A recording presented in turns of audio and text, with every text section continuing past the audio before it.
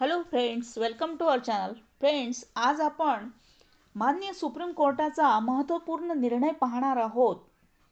पैसे भरण्यास विलंब म्हणजे जमीन व्यवहार रद्द नव्हे.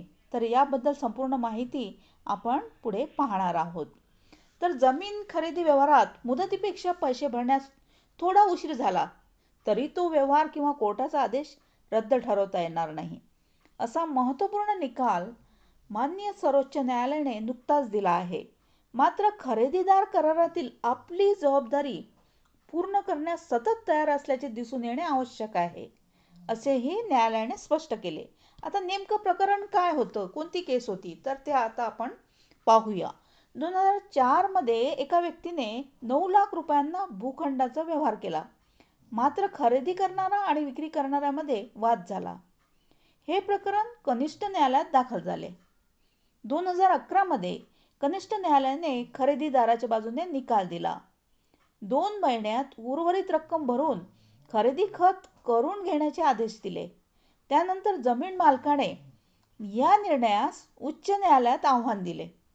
2016 मध्ये उच्च न्यायालयाने खरेदीदाराचा हक्क मान्य केला, पण पैसे भरण्यासाठी कोणतीही नवीन मुदत दिली नाही. आता माननीय उच्च न्यायालयाच्या निकालानंतर खरेदीदाराने पैसे भरण्यास काही दिवसांचा विलंब केला. या विलंबाचे कारण देत जमीन मालकाने पुन्हा उच्च न्यायालयात धाव घेतली. उच्च न्यायालयाने पैसे भरण्यास विलंब केल्याचे स्पष्ट करत हा जमीन व्यवहार होऊ शकत नाही असा आदेश मान्य उच्च न्यायालयाने दिला. या आदेशाविरोधात जमीन खरेदीदार सर्वोच्च न्यायालयात धाव घेतली.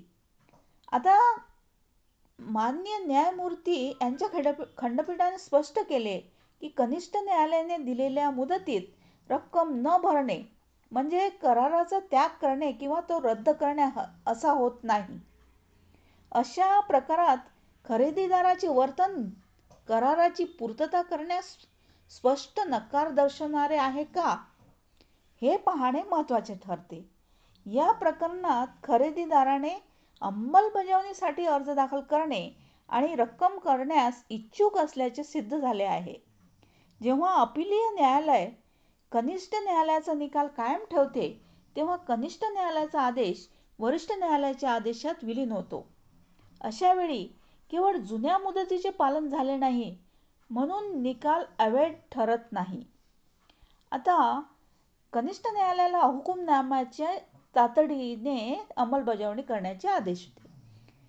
न्यायमूर्ती यांनी दिलेल्या निर्णयात मान्य उच्च न्यायालयाचा आदेश रद्द करत स्पष्ट केले की थोड्याशा विलंबामुळे विशिष्ट कराराचा मूळ गाभा नष्ट होत नाही.